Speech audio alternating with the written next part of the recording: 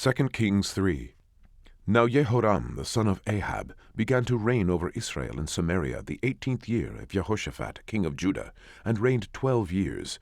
And he wrought evil in the sight of the Lord, but not like his father and like his mother, for he put away the image of Baal that his father had made. Nevertheless he cleaved unto the sins of Jeroboam the son of Nebat, which made Israel to sin. He departed not therefrom.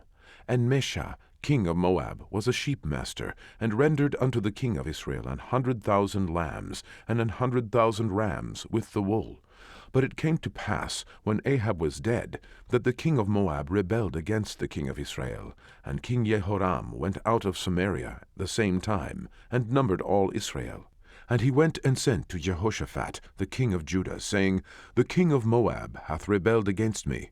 Wilt thou go with me against Moab to battle? And he said, I will go up. I am as thou art, my people as thy people, and my horses as thy horses. And he said, Which way shall we go up? And he answered, The way through the wilderness of Edom. So the king of Israel went, and the king of Judah, and the king of Edom, and they fetched a compass of 7 days' journey, and there was no water for the host, and for the cattle that followed them. And the king of Israel said, Alas, that the Lord hath called these 3 kings together, to deliver them into the hand of Moab. But Jehoshaphat said, Is there not here a prophet of the Lord, that we may inquire of the Lord by him? And one of the king of Israel's servants answered and said, Here is Elisha the son of Shaphat, which poured water on the hands of Elijah. And Jehoshaphat said, The word of the Lord is with him. So the king of Israel, and Jehoshaphat, and the king of Edom went down to him. And Elisha said unto the king of Israel, What have I to do with thee? Get thee to the prophets of thy father, and to the prophets of thy mother. And the king of Israel said unto him, Nay, for the Lord hath called these 3 kings together, to deliver them into the hand of Moab. And Elisha said, As the Lord of hosts liveth, before whom I stand, surely, were it not I that regard the presence of Jehoshaphat, the king of Judah, I would not look toward thee, nor see thee. But now bring me a minstrel. And it came to pass, when the minstrel played, that the hand of the Lord came upon him. And he said, Thus saith the Lord, Make this valley full of ditches. For thus saith the Lord, Ye shall not see wind, neither shall ye see rain.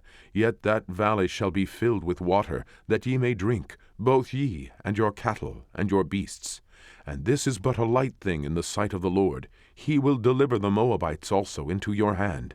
And ye shall smite every fenced city, and every choice city, and shall fell every good tree, and stop all wells of water, and mar every good piece of land with stones. And it came to pass in the morning, when the meat offering was offered, that, behold, there came water by the way of Edom, and the country was filled with water. And when all the Moabites heard that the kings were come up to fight against them, they gathered all that were able to put on armor, and upward, and stood in the border. And they rose up early in the morning, and the sun shone upon the water, and the Moabites saw the water on the other side as red as blood. And they said, This is blood, the kings are surely slain, and they have smitten one another. Now therefore, Moab, to the spoil. And when they came to the camp of Israel, the Israelites rose up and smote the Moabites, so that they fled before them. But they went forward, smiting the Moabites, even in their country.